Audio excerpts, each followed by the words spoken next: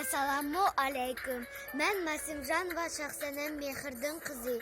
Basit gezisi İsmail Taif namidagi o'rta maktabning 3-B sınıf o'quvchisi.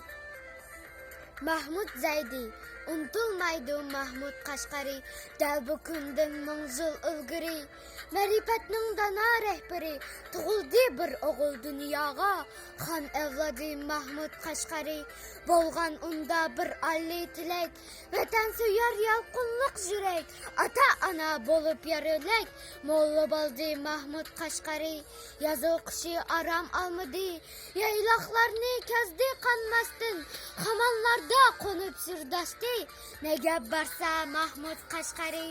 U kezmigan shahar qolmadi. Egizdavan tog'lar halqidi.